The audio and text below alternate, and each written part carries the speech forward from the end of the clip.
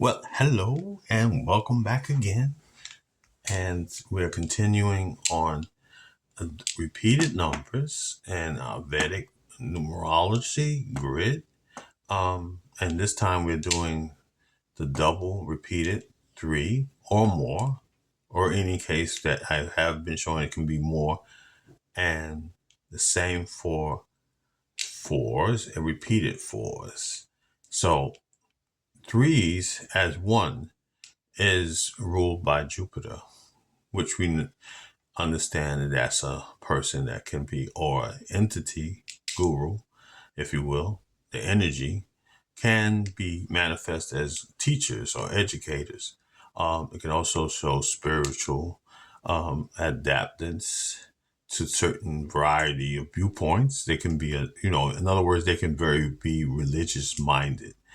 So the rule of thumb, when there's more than one number repeating, so in this case it's a double three, or it can be a triple three, or quadra four, three. Well, anyway, these two, when you put them in there, normally a rule of thumb, when you get two numbers double, is usually not balancing out the whole number energy. It tends to divide itself or diffuse itself, but it also can replicate itself.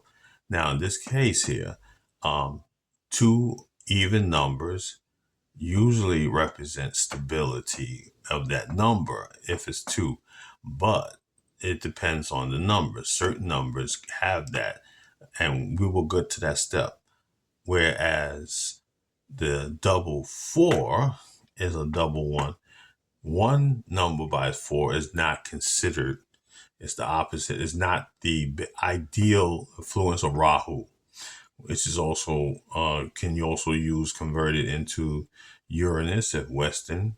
So and this one, when it gets into four, even the power of number four is can be, if you're using Uranus, and it can be unpredictable, can be blindsided, if one thing.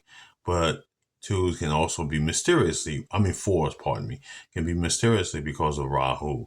And they are in the Eastern form, the shadow planets, which is Rahu, 4, 7, K2. But in this case here, the nature of the 4-2 kind of cancels these out, if you can imagine that. And it kind of like bring a much more of a stability to the four or the Uranus energy. So it's kind of counterbalancing what would be normally out of balance. So, but this is with the four. When you see this in actually a birth chart, either double four, you kind of got a person that's got some kind of, I would say, kind of a innate special ability, but we all have a special ability. But with Rahu, it can be exceptionally, this person can be something very ambitious. It can be also mysterious, and it can be mysticism too. Whereas K2 would be higher form of mysticism, or the devotional, so to speak. But with the four, Rahu, it's a good counterpoint to have this. Now, this can also, mind you, these numbers, the double threes, the double fours, can happen even if you don't have the birth number, because we'll be going or understanding the Mahadashas and the Antidashas and so forth. You can have this experience even when you don't have these numbers.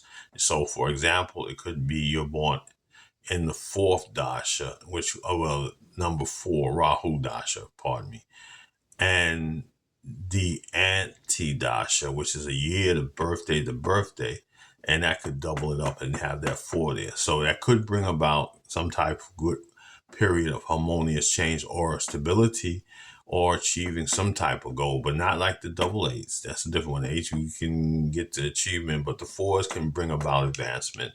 It can bring also about expertise too as well. Whereas the three can also, getting back, it doesn't work with multiple threes for this numbers. And most of the numbers, they're not, except for the exceptions of, which we'll get into later on with 8 and 4.